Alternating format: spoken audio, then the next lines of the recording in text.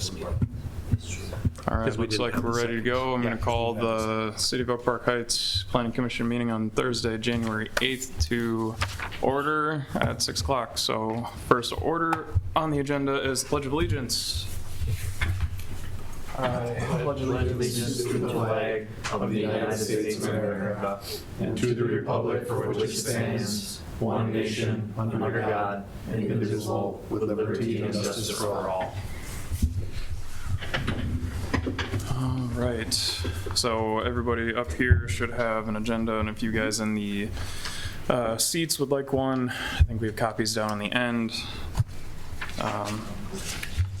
I would entertain a motion for approval of the agenda as it stands.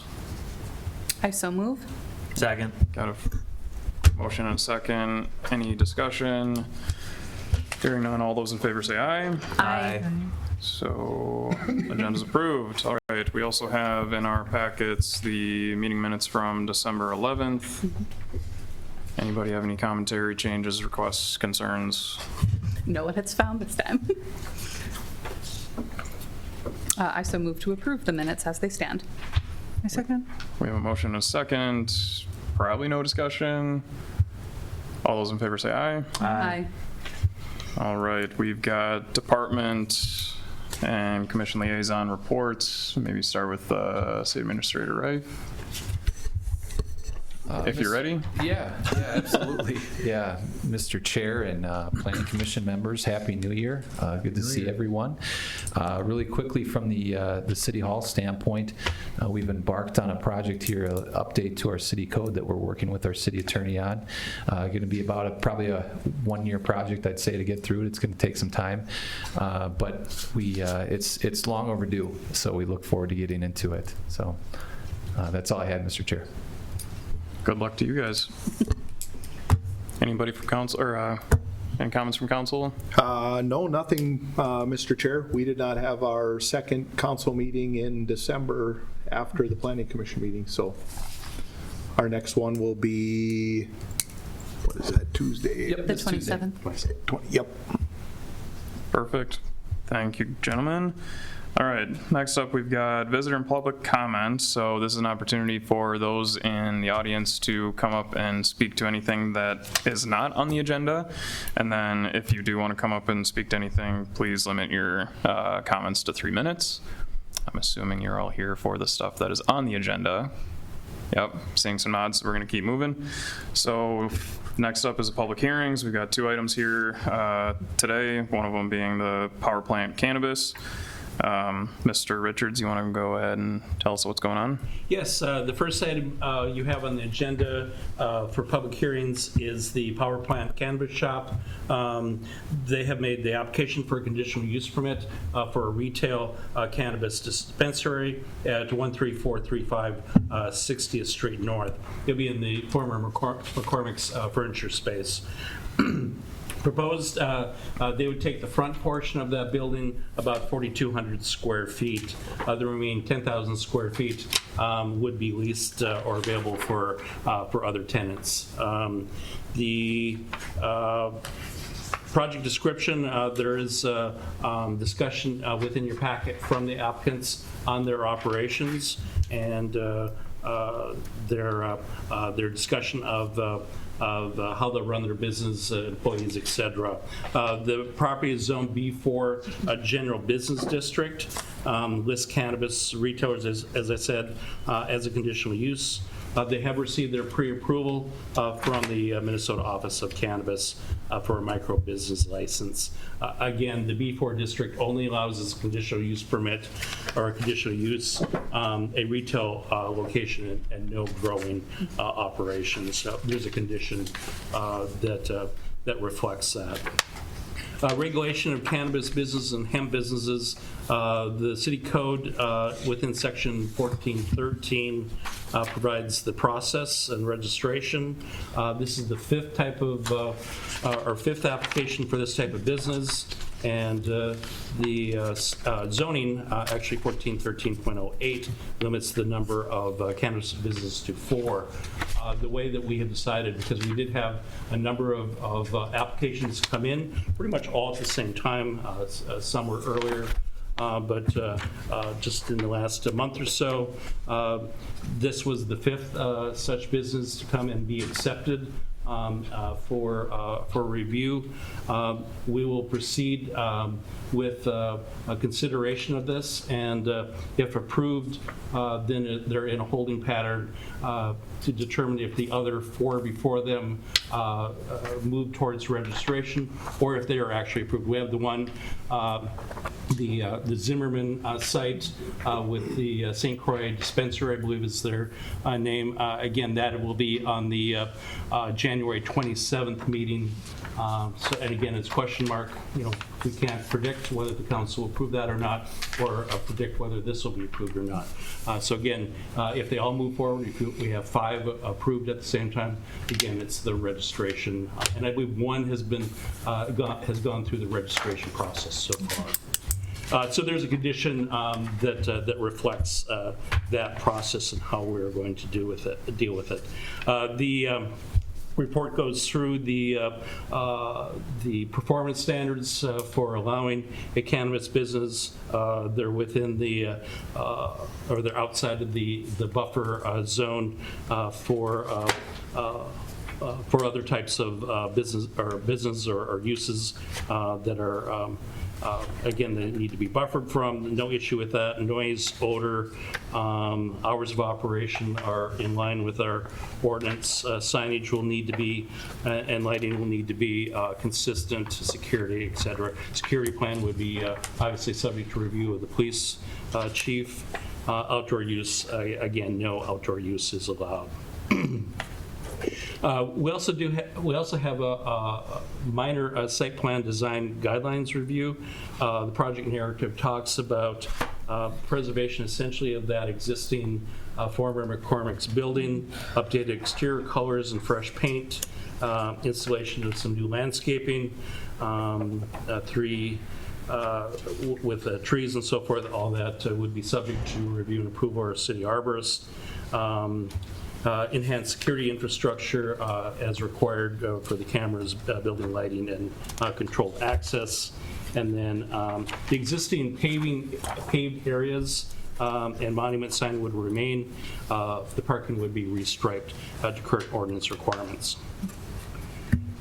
There really is not much to comment on as far as design guidelines, but we bring it up because they are making some slight changes to the site.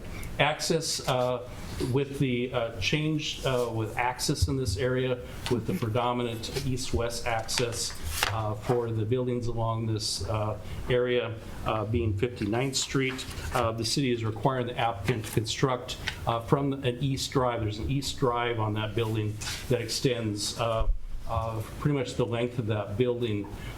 We're requiring them, again, if this moves forward, to provide a access from that drive down to 59th Street. The reason being is the adjacent building where the dental clinic is at has a access drive, and it's something that we recognize could be an issue in that a lot of people would be using 59th Street and utilize the adjacent property's drive when it's fairly easy, not inexpensive, but it is fairly easy to require them to provide that access point. So they have a dedicated access from 59th. The requirement of, at least for the 4,200 square feet, is 9 parking stalls. The site currently has 11 parking spaces and will be striped as such. There is a comment I noted that they say they're going to have 30 to 50 employees. One thing I would say, and we'll let the applicant to discuss that a bit, not all 30 or 50 employees are going to be there at one time. But again, I think that's a good point that was brought up, and we should discuss that with the applicant.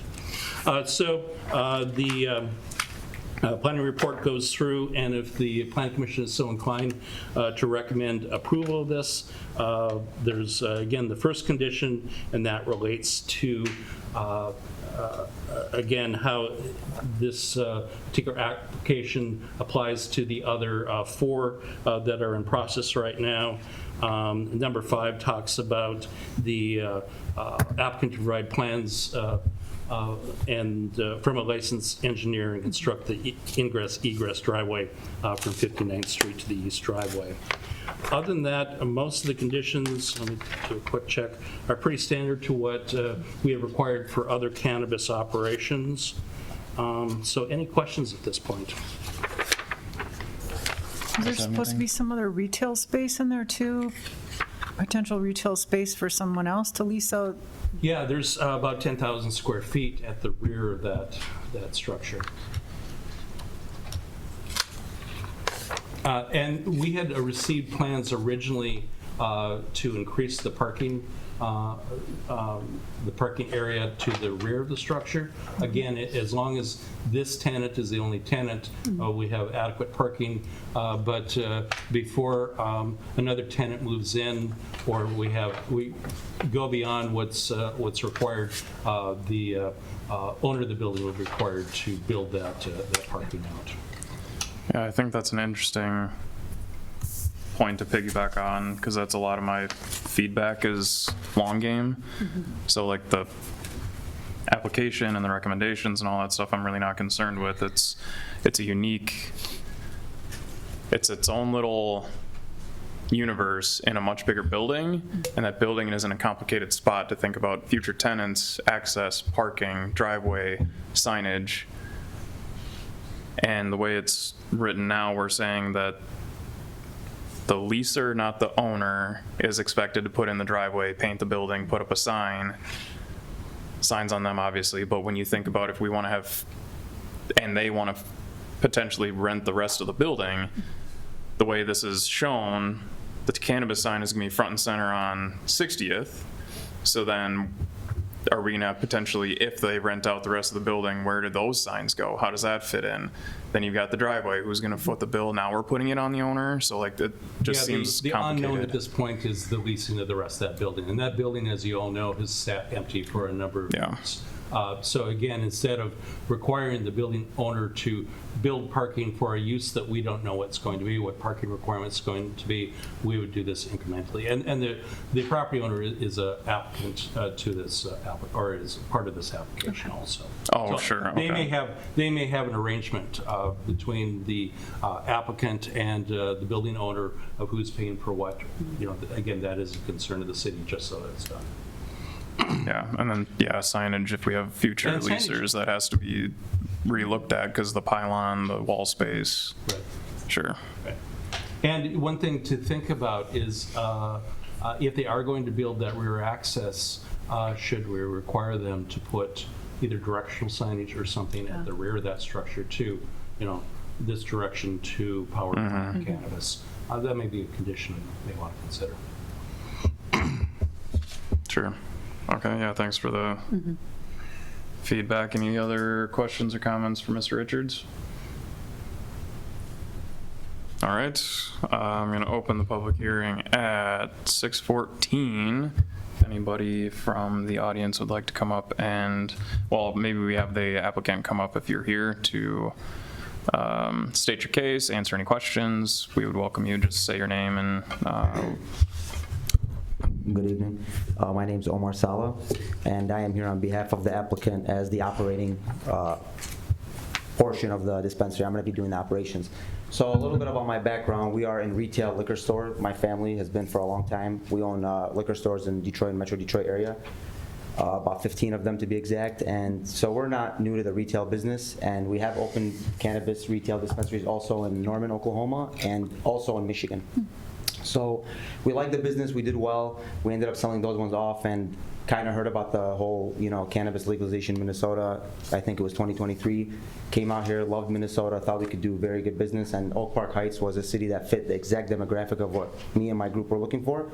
So we kind of looked around, and this property, I hadn't cut another couple that my eye was on, but I liked this one specifically because it was sitting for a long time. I knew a couple other businesses came in there, another furniture store, somebody else didn't make it, came out, spoke with Eric. He was willing to give us a good lease with also an option to purchase if we choose to do so. And it is our intention to purchase the building, revitalize as proposed here, and then also do more future construction that obviously would be allowed when we propose the parking lot in the back, the entrance from 59th, which obviously driving it today is necessary, because every single business there had that. And as far as the new tenant in the future, that would have to be thought about very well through, obviously, like you pointed, Tyler. And the thing is,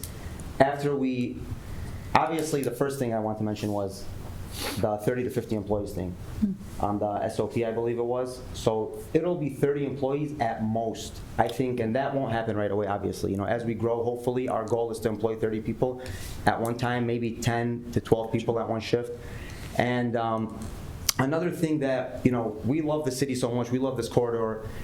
We were thinking about reinvesting. Once we make money, we do well in this business. Hopefully, we wanted to reinvest and maybe open another business in the back of that. Maybe if we were allowed to, another retail business, or maybe, lease it out to somebody. We don't know what we would do, but obviously, it'd all be proposed to the city and it would have to be up to code and all of that, especially with the signage as well, when you guys mentioned. So. Yeah, thank you for going through that. Thank you. We might have some questions or feedback for you, so if you want to hold on for a second. Jumping right into the people thing, if we got 11 stalls and you might have 12 people, your employees filled a lot. So how do you plan on tackling that?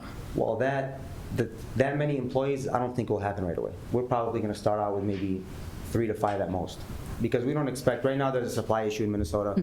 We don't know exactly, even if we had 100 people try to come buy stuff, this has happened in other states where there's just nothing to sell. Yeah. So I anticipate that having the 15 to 30 employees won't happen for another at least 2 to 4 years, seeing how it's happened in other states, and it might take longer depending on the supply. Because the dispensaries are being licensed quickly, and then the growers and process manufacturers aren't as fast. So this has happened a lot of times. You'll get your spot before you actually get product, probably. Exactly. And we can't afford to pay 12 or 15 people if we don't have customers through there. So. Sure. Okay. Yeah. Anybody have any questions for the applicant? Nope.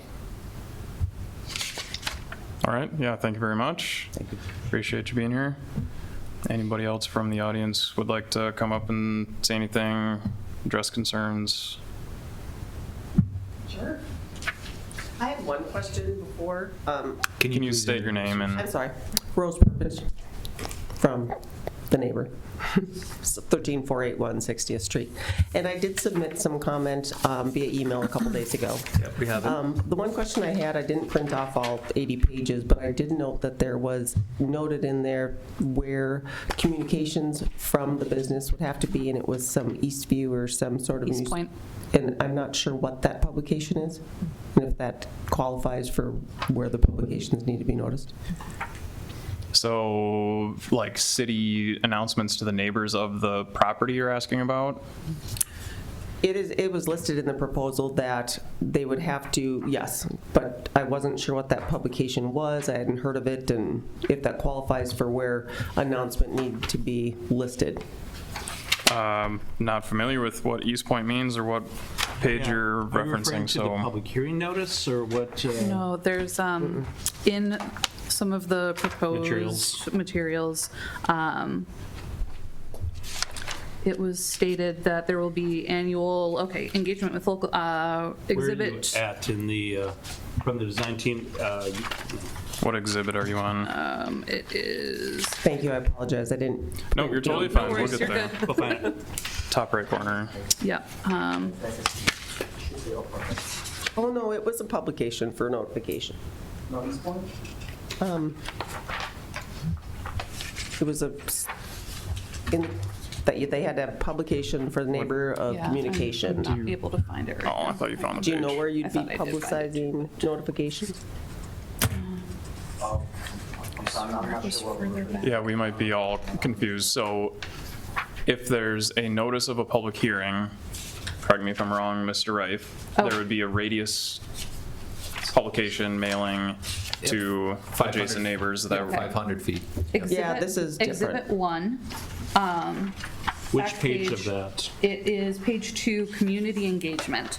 Annual community meetings to discuss operations and gather feedback, dedicated community liaison and hotline, and commitment to responsible retail practices. They are further, let me find it now, because I know I read it in the meeting minutes ahead of time. And I noticed 2 East Point and was wondering who East Point was. So it's on page 14 of the report that's in there, the very last page prior to the map. And it's towards the top of the page. It's about the business's efforts to hold an annual meeting to engage with the local community about their shop and gather input and feedback. It looks to me like it's probably a typo, yeah. you have some other business or facility in a city called East Point? Okay, so it's meant to say Okay, Oak Park Heights. gotcha. So where would that publication be? They would mail it, it would be in the mail. Yeah, well, this suggests just advertised in local publications, so I guess that's up to the applicant as to. Yeah, so this is Milwaukee being- Gazette or something else. This is being proposed by the applicant. It isn't a city requirement. So it would be up to the applicants unless we put a condition requiring them to do that. This is really something proposed by the applicant as far as community engagement. And as the planner suggested, there's nothing in our ordinance that requires them to engage in community engagement on an annual basis for their business, but it looks like they're offering to do so. And to the extent that their proposal becomes part of the record of this business, I suppose we could hold them to do that. But it would be up to them whether they choose to publish that. Okay, that was my question as far as that. But so, as I had alluded to in the email, was a couple concerns. I know that the code for the city does not allow the retail space near treatment facilities for inpatient, but the second floor is a mental health clinic. And being that it's a healthcare clinic, I of course have concerns with the cannabis. And then the other piece is I'll continually have issues with the very busy road that's next to my building. I think it's a safety issue. We have parking issues. I already have people from Popeyes dropping garbage in my parking lot and eating every day. In the past, when it was a furniture store, people parked in the front and walked over. I foresee that to be a continued issue, so I would request some sort of barrier, some sort of additional parking, anything, because literally it is 5 feet from my door. It is very close. It is very tight quarters. I get semis through there. It's not a great situation. So it's property value, it's a risk, it's a lot of things. So the parking is a huge issue already, and this is just going to congest it more. Absolutely. So I think that's the only thing I had was mainly the other question was, I know there's a odor ordinance. So what are the consequences if those are not upheld? That was my biggest question as well. I believe the city would have not announcement, but have to contact the owner in some capacity, and there must be a warning structure, right? Well, it's a condition of it would be a condition on a conditional use permit, and so essentially it would allow the city to go contact the owner and demand that they rectify the issue, and if it doesn't get rectified, it could be propose or provide a basis to actually revoke the CUP permit and close the business for failure to comply with the conditions. And so it'd be, there's not a set structure in what we would always do in that scenario. Typically, it's going to be a couple of warning letters and demands for compliance with those conditions, and if those don't get rectified, then the city would look at potentially revoking the conditional use permit. And there's plenty of green space to expand. Parking lots on all 3 adjacent properties just loaded, so eventually. Yeah, Mr. Chair, maybe the applicant wants to talk a little bit. One thing to remember is people will not be smoking the product on the site. That's prohibited. But maybe the applicant wants to talk about packaging and really is there any odor associated with a retail entity like this? Sure, yeah. Hold, 1 second. Hold on. Are you done, doctor? Just want to make sure that you No, would speak. she's not done. She just started. Keep going. No, it's fine. Actually, I emailed my key points, and parking is the biggest issue. Otherwise, health. Perfect, thank you. Thank you. Yeah, I appreciate you coming back up and speaking to those questions that Mr. Richard had. So I understand your concerns completely about the odor and also the parking. So it is our full intention to finish that parking lot, both sides, from the front and from the back. That's what we want to do, but we have to get the civil and all the engineering. I think, Scott, you knew the first time we submitted, and then we switched it to this just to get our application moving, get our spot in line, and then that was our next plan, was we wanted to do the whole back and the whole front, end to end, maximized.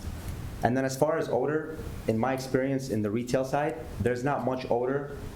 The only thing is obviously nobody would be smoking on site. That's not allowed at all, to no capacity. Anywhere on the property, you cannot smoke. You can't even open the product until you get home. That's how, or you can't open the product until you get to reach to a private residence to smoke or use your product. So the only time the odor would be an issue is if there's growing or manufacturing, and we're not going to have any of that here. It's just going to be retail. That's it. Thanks. Thank you very much. Anybody else from the seats that would like to say anything? State your name, please, and Sure. My name is Eric John Osmondson. I'm the owner of the former McCormick's building. Let me go right after the parking issue. Get a crash course me up to speed. Your name again? Rose. And you own the building to the east, the medical dental building? Got it. Get me up to speed. So with your medical dental building, the curb cut to 59th Street, is that a recent addition since the roundabout, or that's been there since? Long time. 10, Since 20? the dead end of the frontage road and the roundabout, yes. So the curb cut's a function of the roundabout. Would that be an easy way to think of it? yeah, and it's curb recent cut- since they put The curb cut to your medical dental building happened at the same time as the roundabout, is that correct? Got it. Yep. Okay. So your concerns about semis going through there, I'm not sure how that's relevant to this particular application, but, so in other words, a curb cut for this applicant building would be desired. People would want this curb cut. Is it legally allowed, code, et cetera?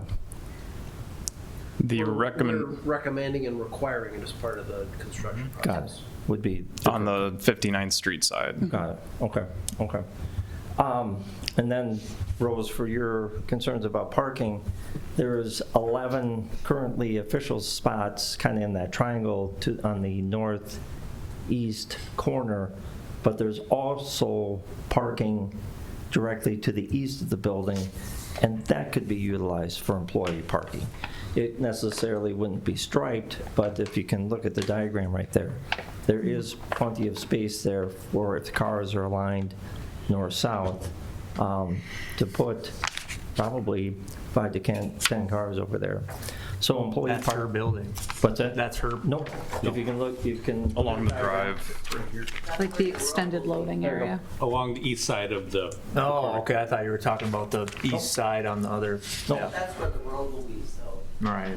Well, That's, yeah, that would be where the road. I think part of the recommendation on that would still need to be reviewed by the fire chief and the police, because if we're putting a curb cut on the south side, that'd probably be a fire lane, emergency access lane at that point, so we want to have cars congest that Yeah. Right. back alley, but my point is, the way it sits right now, those are available parking Yeah. spaces until that curb cut happens, okay?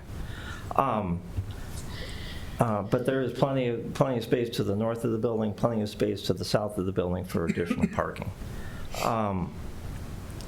Let's see, how about with the you've got 5 applications, and just assume they all came in at the same time. They all met the deadline. And there's 4 licenses. Is that correct? Let's just assume all 5 get approved. Then how do you whittle 5 applicants down to 4 chairs? Is it on timing of the application, or is it on quality of the application? Or do we get the coins out, start flipping them? Or we have 2 that are approved for conditional use permit right now. One has a registration. So And we don't know with this one if it's going to be approved or if the other one, the St. Croix dispensary, is going to be. So we'll just have to wait, see what the council action is on the 27th and go from there. It's when, to answer the question, it's when they came in. It's when the applications were submitted to the city. So it is a First come, first serve. first come, first serve. And this application, is it slotted 4 or 5? Do we know that?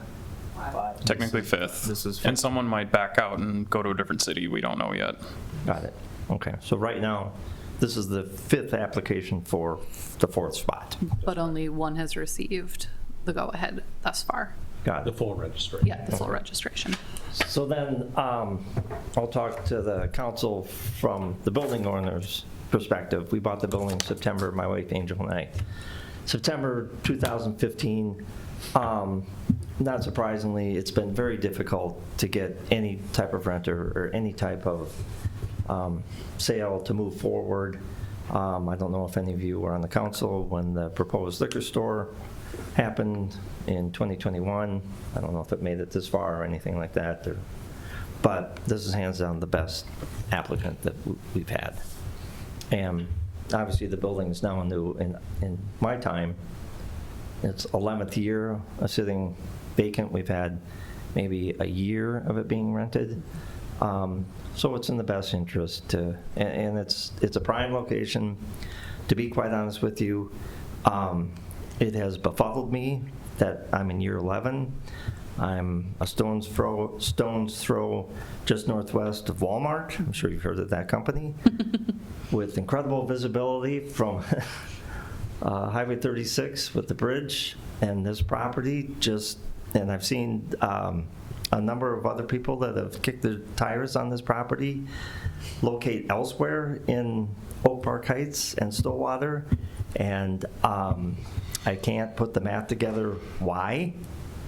So here's our chance to plug a huge gap and get a great business with great visibility. You know, if the only issue is the parking issue, I think this is a great application. I think that's all I've got. Thank you very much. Thank you. Thank you for your time. Appreciate it. All right, a couple more in the audience. Last but not least, if you guys want to come and talk about the power plant cannabis shop, now's your chance. Sure, please come up to the microphone. So just to get clarification on the 5 applicants, so is it pretty much safe to say that it's going to come down to the city council meeting and 1 approval, 1 denial? Is that what it is? Or is it possible that, let's say, the other application doesn't get approved or denied, then that just puts me in a limbo kind of, because I can't move forward until, right? Because I'm number 5? I won't be able to move forward with the application until one of the first 4 is either denied by the council or pulls out you know, they choose to withdraw. Mm-hmm. Is that right? So my question is, what if on the next council meeting, they push it out again? Then that would kill my timeline as well as you guys know Zimmerman's timeline, so it would just destroy 2 businesses. Well, again, we're under the requirements of the statute and as well as our ordinance of the 120-day. Yeah. And I know the Zimmerman timeline ends at the first part of February. So the council needs to make a decision I on that understand. one. Okay. I believe you've got another meeting yet. I would have to do the math on those numbers, but the council does need to make a decision on the 27th. Okay, thank you. Thank you. Thank you very much. All right, one last time. Okay. The 5 applicants for 4 chairs, the applicants that are ahead of the curve with this applicant, they must have deadlines or timelines or requirements, and if they miss a deadline or miss a requirement, then their application goes to the back of the queue, or So there's, like Mr. Richards mentioned, there's definitely the state timelines. They have like 120 days and they can extend it 30 twice or something. So there's the state 60? application 61. process. Okay. But I feel like the city needs to chime in on the prioritization answer, because I feel like we're not getting them the correct information to make them feel understood. Sure. So it's not about timelines that are on the applicant, the other applicants. There's a timeline on the city to render decisions on the 4 that are already in the works. I mean, 1 is completely done. Others are in the works. There's timelines that the city has to take action on those. And in particular, the one that's most up in the air, I would say a decision needs to be made by the city by first part of February. And really, as a practical matter, there's a council meeting at the end of January where that decision will be made. And so there will be a yay or nay on that pending application in late January. So let me translate it into what I heard. Three of the seats, 3 of the licenses are relatively filled. So it's down to the 2. Mr. Chair and Planning Commission members, so the city has approved 2, the city council has approved 2 retail cannabis CUPs. There is 1 that is being considered by the city council this coming Tuesday. And then we have the other, this one, and Mr. Zimmerman's that need to be considered by the city council. So 2 of the licenses have been taken. A 3rd most likely, and really this is between this application and the party named Zimmerman. And what are the unique characteristics of the Zimmerman cap? They need a zoning change, is that correct? There's a zoning and a comprehensive plan change that needs to be made. And that, again, the council will consider that on the 27th.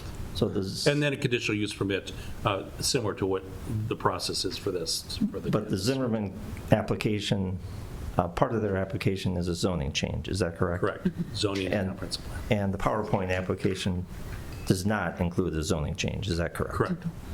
And again, I'm a little bit of a rookie here, but a zoning change is a big ask. Would that be correct? It's still first come, first serve, however.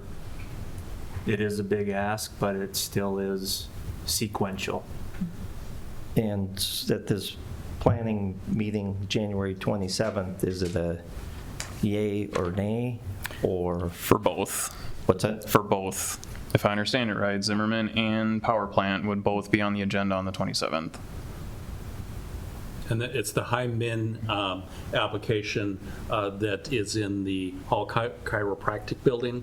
That's the one that goes next Tuesday. Okay, all right. And again, so to reiterate for everybody in the group, we are the recommending body. We are not the decision makers, right? So we can say to city council that we recommend you guys or not, and then city council still is the approver. So this isn't the approving body, just want to make sure that that is clear. So again, I'm digging deep here. With the Zimmerman application, with the zoning change, what's to prevent the Zimmerman application to just say, yeah, we'll take care of the zoning change? What we have is a significant timeline here. And my biggest concern is meeting after meeting after meeting when they only happen once a month. Goes on and on and on, and we're into 2027, 2028, et cetera. Government bureaucracy at its finest. Again, there is limits on the time, 120 days. This, we'll deal with this in a very timely basis, Yeah. So as the timelines allow. the next critical meeting is January 27th. Correct. Yep, I that's shall the city book my council meeting. flights. I no longer live here. Okay, thank you. Thank you very much. Thank you. I would entertain a motion to close the public hearing. Make a motion to close the public hearing, excuse me. I second that A motion. motion and a second. Any discussion? Hearing none. All those in favor say aye. Aye. Aye. All right. Time to discuss amongst ourselves. I think the only thing that's different about this one is that it's more of that, most of the places that have come already are like a standalone place. And so I feel like it's more secure. I don't know if I'm not having the right thinking? I'm just throwing that out there. Oh, as in a standalone business would be more secure, or this Yeah, location? it's its own entity, it's its Gotcha. own standalone thing, you know? That And I is don't know. one, so, background, my father was a jeweler. So security in a retail business, incredibly serious.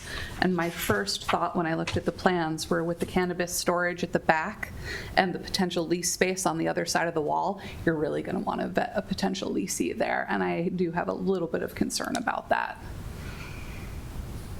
And then my only thing was the parking. So. Yeah. And yeah, interesting point about I mean, Hyman, or is it High Minnesota or Him Minnesota? Hyman. Hyman, they would have this shared wall issue too, and Exactly. then I believe, though, if I'm remembering correctly from their floor plans, that their storage was not in a shared wall location. yeah. Well, I think between 24/7 monitoring and everything that the state requires, there's mitigation for things like that, whatever wall it lands on. Yeah.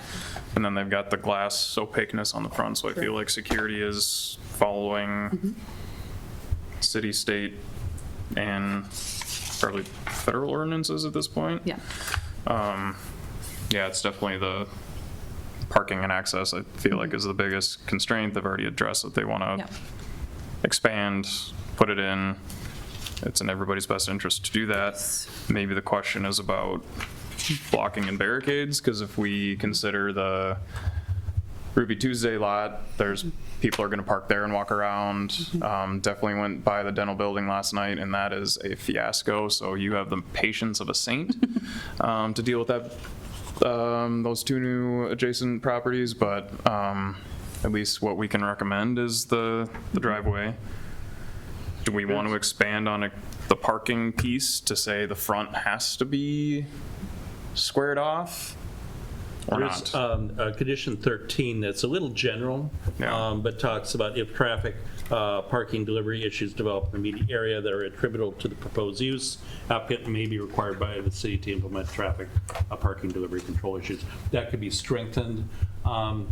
Again, I hesitate to have them build additional parking stalls to start with until we know better what that second tenant is. Because if the second tenant comes in, that's going to trigger an automatic site plan and parking. That property needs more parking Yeah. for it to be useful for anything, and that's probably why it could have been sitting vacant for as long as it has. Because if they have 3 people On a out of 9 spots, And a leasee in the back, and and one has to be ADA, yeah, and you have to be compliant with emergency Yeah. personnel, Fire exit. and you can't be blocking that side road, so it's a tough one. It really is. Without a guarantee that first steps will be a parking lot and an access road, it's hard to approve.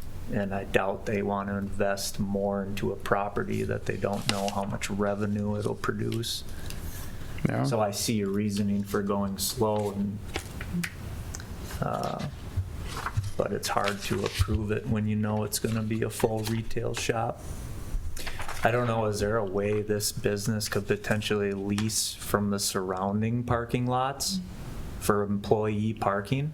Like an easement, if you will? You know, shared parking is a provision within the code, within the zoning ordinance. So it'd be like the employees have to use the Ruby Tuesdays lot. You know, the interesting thing, though, is we did amend our zoning ordinance, our parking standards, to allow for lower parking requirements because the retail standard was so high.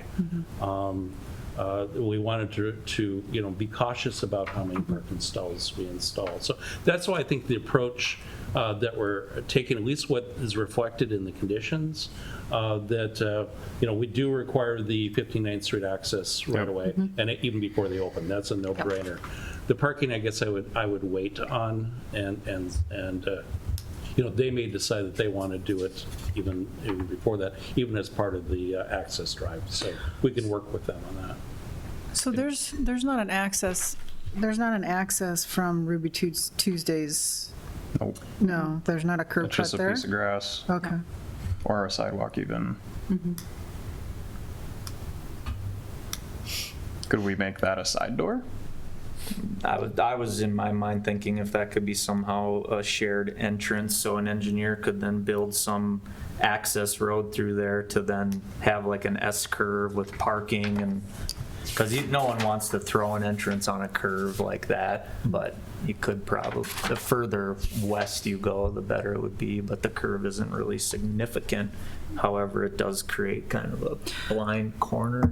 So I mean, like, you know, there's limited access on some roads. That's not the case on this front. No, I think the no. separation distances are adequate. So they can So throw if they another were entrance. to put an access, and again, the condition reflects that plans would be provided, the city engineer would look at that. Mm-hmm. But if they put a access point on the east side of the property to 59th Street, you've got, you know, a progression of access points that are reasonable for a street such as 59th. I just don't think you're going to be able to monitor and protect that business to the east. You're going to have people parking in her north parking lot. They will. They're going to swing in. They're You going know, to use that it. happers in commercial areas throughout the Twin Right. Cities. So you're- Yeah. So if this It passes, has to be you're gonna have to regulated deal by with that. by the property owners. You're going to have to monitor that. Yeah. Yeah, that's interesting because the main entrance is on the east, but most of the parking is on the west, and the west side only has an emergency door.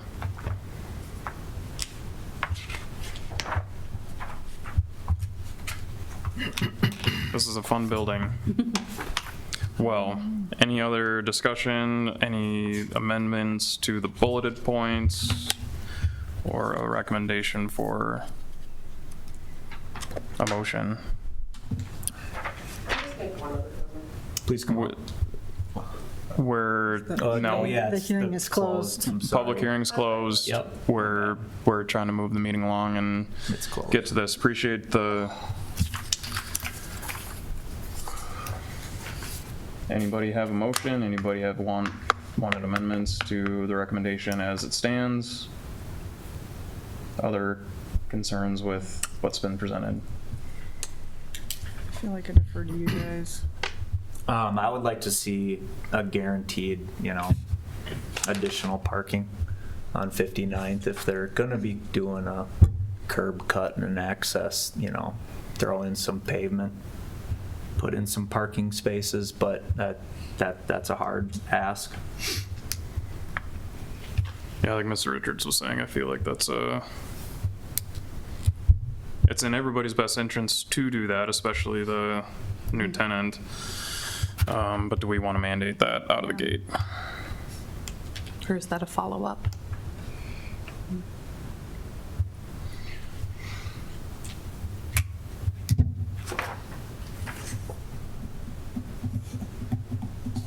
I mean, do you want stronger verbiage on 13 with the traffic? I mean, I don't know. Traffic, parking, and delivery. The first thing control I'd do measures. is, instead of saying may, I would say shall. So it's more mandatory. I was just thinking in my head, do we do, some language that says, upon the proposal by the building owner to add additional tenants, that additional parking would need to be constructed it's a little bit more clear than just 13. Gotcha. It could be added to that. But what that says is they don't build it immediately as part of it, but they do it when that next tenant comes in, if you think that's adequate. So what I'm hearing is if the leased space were to Be leased. be leased, that prior to occupancy of the new leasee, that more parking spots would be required to be added to this property. As per the ordinance requirements Yeah. for parking. By the way this is written, though, we would be putting that on the north side leasers CUP and not the building owner or the new leasees, right? So if we're adding that clause in here that if another lease ends up in the building, They have to. this conditional use permit would put it on these guys and not the new guys or the owner. That doesn't seem appropriate either.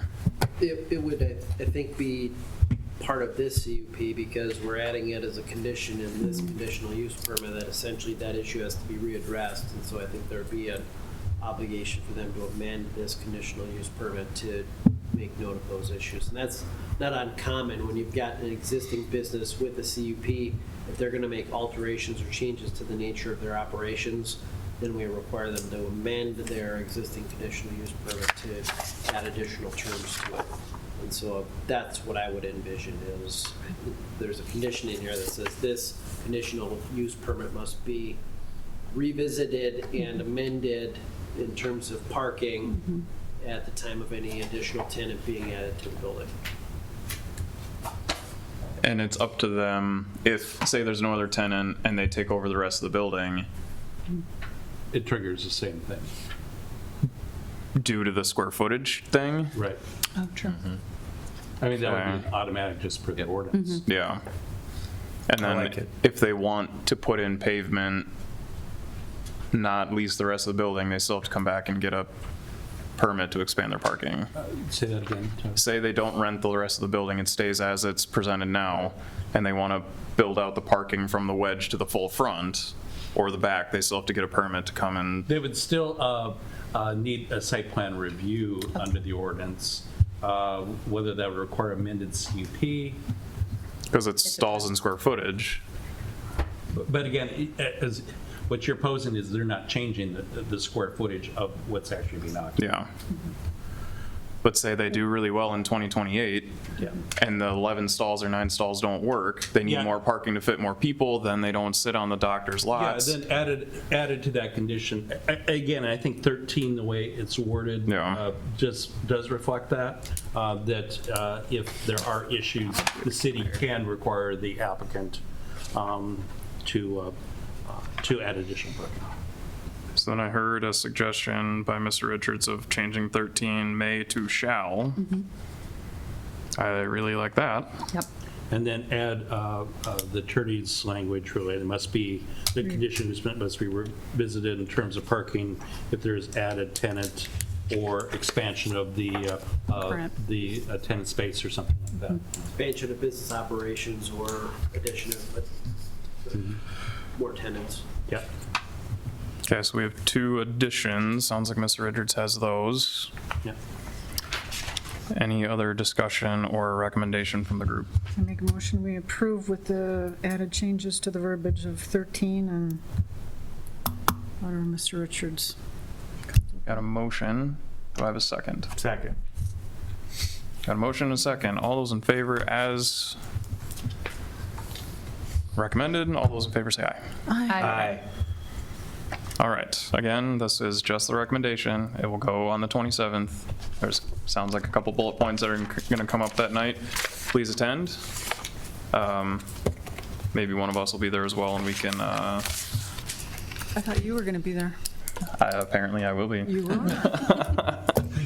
Thank you everyone who came for the power plant. You guys can hang out for the rest of the meeting if you'd like. Otherwise, feel free to leave. Thank you. If you'd like. Thank you. Thank you. Thank you, everyone.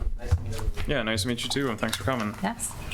Next up, we have Dave's Hot Chicken. CUP is a representative, or sorry, Mr. Richards, you get to go first. Yes, let me change gears here. Yep. And the application is from Minnesota Chicken LLC, owner of the property. This is the current Taco John's building, and they're planning to make changes to that building at 5910 Beale Avenue North for a Dave's Hot Chicken. Consists of a request for a plan to develop conditional use permit to allow additional signage and a site plan design guidelines review. Our property is zone B2, and there's a plan to develop an overlay. The site with that adjacent building that was the former Kentucky Fried Chicken is now K&J Catering at 5920 Neal Avenue. Was the first approved for zoning, a final plat, plan unit development / conditional use permit for fast food restaurants back in 2003. It was done as a PUD. Both those fast food type of operations came at the same time, and they wanted cross easements to allow for access, parking, traffic, etc. The approvals granted in 2003 for the Taco John's are still in effect for this site. The current application, what we're looking at, addresses the proposed signage as well as the site plan design guidelines. The signage package for this restaurant, what they provided or what the applicant has provided, does not comply with the sign standards of the zoning ordinance, and the building color graphics are not compliant with the design guidelines. Now, there's ability through a variance process and through a conditional use permit process for the signage. The report goes through what was approved back in 2003 with the rezoning, the plan redevelopment, conditional use permit, et cetera. Signage, the first issue, a conditional use permit for signage was not required in that they met all the current standards, and actually the standards have not changed since that time to any great extent that would impact this. With the freestanding pylon sign, the freestanding pylon sign will remain. Applicant proposed utilizing both sign faces for Dave's Hot Chicken. The subject site is in the Destination Highway Retail Highway District, which allows for a tremendous amount of signage. We're very generous when we made those allowances for signage, but that was a reaction to allowing for that highway commercial and adequate signs. It does allow for one freestanding sign that does not exceed 200 square feet. It's my understanding that they do not plan to really change the size of those signs. But we would need to take a look at that at time of sign permitting to make sure that they, again, fulfill those requirements. The freestanding monument sign will remain. They're just going to change out the sign faces. Wall signage, the highway district, Destination Retail Highway District, allows for a total of 3 wall signs, each on separate facades. Proposed sign plan, it has a total of 6 wall signs, 2 on 2 facades and 1 each on the other 2 facades. The conditional use permit, we have a long-standing precedence in this community for the allowances for signs. In fact, the sign ordinance probably should be changed to reflect this, but what we've allowed is a total of 4 wall signs per business, 1 on each facade. This is very common. Popeyes was granted that way. The oil change business up on the frontage road on 60th Street, is that Take 5, was also limited to this. So we do not, I don't have an issue as far as a staff recommendation to follow those standards and allow them for signs. They can put them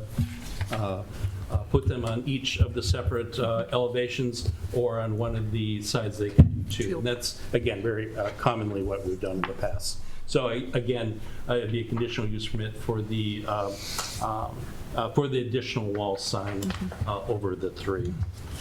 Total allowable sign wall signage shall not exceed 10%, or excuse me, shall not exceed 500 square feet of wall signs for the site. I don't think there's going to be an issue with that when you look at the proposed table on page 4 of the report that shows they've got about 300 square feet of signage. Again, that's including all 6 signs, and our recommendation is that they just do 4.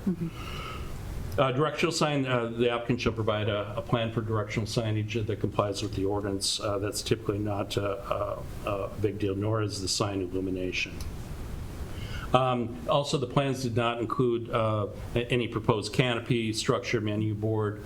Again, that generally is just made as a condition for fast food restaurants to comply with any lighting and whatever standards. Again, they could do directional signage on them, but couldn't do advertising signs on them. That has been our past regulations on that. Parking, again, not an issue with that. No changes are made to the site or to the building at this time. Lighting plans, if there's applicant has indicated the exterior light fixtures will be replaced. they should provide us specifications for those to make sure they're compliant with the ordinance photometrics. They did not include a photometric plan. We required that also as part of the review. They'll require a building permit, and we'll require that with the sign permit all at the same time. So design guidelines. Design guidelines go back a number of years ago. There was a concern with some commercial entities with rather vibrant lighting, and Hollywood Video is the one that actually prompted the city to if some of you remember that, have been in town long enough, it was rather vivid neon display. It was actually kind of cool, but it did prompt us to do design guidelines. So I would say that with the white structure, you can see the plans. Jake has them up on the board. This is their franchise design. If any of you have been in Highland Park in St. Paul and seen it, I think this is probably pretty similar to what they proposed. I guess with the white background and the vivid mural graphics, it's really up to the Planning Commission. The design guidelines, again, they're just guidelines, and you can make the design guidelines allow you to do a variance from that. Doesn't typically follow the typical variance process, but it does say that bright or primary colors are acceptable when determined through design and review process to be appropriate for the site and building use. We went through this, after the design guidelines, everything became very muted colors, a lot of bricks, a lot of stucco. But the car wash, very close to this proposal on County Road 15, came in with a rather vivid, color palette. And actually, the city said, this doesn't look so bad. So again, I think it's really a call at the Planning Commission, whether you feel it's appropriate or not. I guess I've softened my approach to this over the years, and maybe a little color like the car wash is not such a bad idea, especially in a destination retail sign district. You can argue, like planners have for years, that a lot of those franchise buildings they're one big sign anyway. The old classic McDonald's essentially were a sign as a building. So again, I think it's a call on your part whether you think it's acceptable. I don't think staff, Jacob and I have talked about it. We really don't have a major issue with that. So that's our recommendation. Thank you very much. Any questions for Mr. Richards? Nope, hearing some no's. All right, I'm going to open the public hearing. We are at 7:02. Mr. One and Only, I'm guessing you're with the application team. If you want to come up, state your name. Yep. Thank you. Alex Humphreys, and I'm one of the franchise owners for Dave's Hot Chicken in Minnesota. Perfect. Thank you very much. Anything you want to further address that Mr. Richards talked about? Anything on your mind that you want to let us know about? Yeah, I guess, as we went through the design guidelines, there wasn't anything that really specified, artwork as it relates to murals. So, the murals that we have on the buildings, where we've been able to do it in our Apple Valley location, St. Paul, our Rochester location, it's an incorporation of a branding element that has shown to actually provide a 25% increase in sales versus locations that do not have branding on them. So, being a new brand overall, but also to Minnesota as well, it's important for us to incorporate this, just being a new business and, being identifiable for where we're located. So I know for, the location we're looking at for Taco John's, it's situated a little, off the beaten path, surrounded by trees along Stillwater Boulevard and on Neal Road as well. So, I think for us being able to incorporate these elements really will position us well, to get things off on the right foot in Oak Park Heights. So. Got it. Thank you for that. Any questions from the group up here for the applicant? My one question is, who does the murals? Are they painted? And is that like a corporate artist that comes out, or do you hire locally? It's a corporate artist, so Okay. it's a graffiti artist collective out of Los Angeles called Splatterhouse. So they go out and they do the branding elements for all of the Dave's Hot Chicken stores. Thank you. Got it. I had a question. Do you have any issues with the staff recommendation on signage that you go from 6 to 4? So I know, I guess the intent in terms of having 6 signs was making sure that we had the channel lettering on both sides to identify the site, but also to have the logo available, I think, on 2 sides of the building there, just so that people can associate that logo with the brand. So that's what the intent was with that. Right. I think the lettering, I have to double check, on each of the 4 sides that say in big letters, Dave's Hot Chicken. I guess the one side does not. That's the drive-through side, just has the logo. Yeah. But, you could change, and that also says Dave's Hot Chicken. So again, I think we need to follow our past recommendations on numbers of wall signs.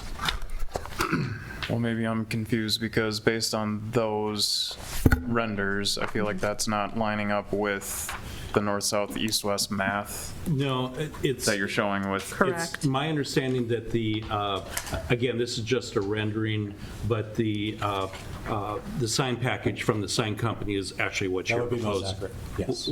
Yeah, so if there's some discrepancy between this and the sign package, look at the sign Sign package package. elements. Okay. Any other questions for the applicant from the group? All right, thank you very much. I would entertain a motion to close the public hearing. Bless you. I so move to close the public hearing. Motion to have a second. A second. All right, any discussion? Hearing none, all those in favor say aye. Aye. Okay, so amongst ourselves, what do you guys think? Oh, there's the sign package, I'm an idiot. It's good. I think it's a colorful part of the town. Why not? Yeah, as a fast food franchise location, I honestly don't think it's any different visually than like the stark red and white of a Kentucky Fried Chicken, even though it uses more colors in the color wheel. I will say on the sign side that I do agree with the recommendation to stay with 4, 1 on each wall, or allowing 2 on one wall. In particular, the one on the back of the building. I just don't think anyone's going to forget as they're driving around to the drive-through where they are. And also the pylon sign is quite large. Yes. And they're going to take over that entire pylon. Oh, okay. Yeah, so it's probably the strategy of, we would leave it up to them, right, to say Where? which, if they want to put 2 on 1, we're not going to dictate, No. But it'd always be 4 but max. just 4 max, yeah. So we can't compromise though with 1 on the front and 2 on the sides? You could Good put point. So that you 2, got their brand on the front, and then as people are driving by, you can kind of compromise. We want 4, they want 6, we'll give you 5. Because then you got your brand on the front, you got your 2 on the sides. My only reluctance with that is, again, we've held to that number. Other pretty- businesses might get upset. Yeah, you're worried they're going to come back and want more signs, or? To be fair, as I think you mentioned earlier, Yeah. we enforced that on Popeyes. They were a relatively recent move into Oak Park Heights, and again, another chicken shack. So they might feel differently if we Yeah. allowed the 5. I think it's Just thought I'd bring it Again, up. down the road, it may be a good, since this has kind of set the new standard, it's probably an ordinance amendment to reflect that. I would just say Popeyes is wide open, flat, no trees, nothing. It would have been an eyesore. This is tucked away. It is on a curve, well, somewhat of a curve. Yeah, and you can't even see the one side of Popeyes from that roundabout anyway, so like that eliminates that whole side of that building. This side, I can appreciate where the applicant's coming from. You want to get all 4 corners, coming from Fury, coming the other direction, and then Stillwater Boulevard. So So we could That's defend our good. reasoning if we moved to 5 if Popeyes got upset, but. Well, with the 4 recommended, they could still have one on each wall. Or move to Yeah, they one can do wall. one on each wall. We felt that to be very generous. Yep. Yeah. I make a motion to approve as written. A second. No, I'm gonna pause for 1 second. Nobody has questions, comments, or concerns about the murals? Nope. No, Everybody's good with the paint? absolutely. Okay. It's 2026.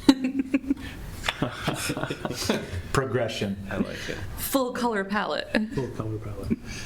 All right, I heard a motion and a second. Any further discussion? All right, all those in favor of, say aye. Aye. Hi. Thank you. And just All right. to clarify, so the recommendation would be reduce the signage from 6 to 4? Correct. That's it. Yep. And then And- everything else passes. Yeah, so within the guideline, right, it's 500 square feet total. Yeah. That could, so you're at 300, technically you've got 200 square feet out of 4 signs that you can play with on the building. That's not even talking about the pylon or, There's also the 10% requirement Yeah. of the total facade. So when the sign package comes in, we'll check all of that. And with murals, we don't care. It's really just signs. Yeah. no, just backlit stuff. So, thank you very much for being here. Thank you. All right, This will also go in the Oh. 27th. yeah, 27th. 7th, yeah. Tuesday, the 27th. Yep. Okay, that is the public hearings. I'm seeing no new business. I'm guessing we have no old new business. What do you guys think? Let's make a motion to adjourn. What about And- the informational? The informational. Happy New Year. Is there a second? Yep. Someone? Yes, I second that motion to All right. close the meeting. All those in favor? Aye. Aye. Good to see everybody. Yes. Thanks, everyone.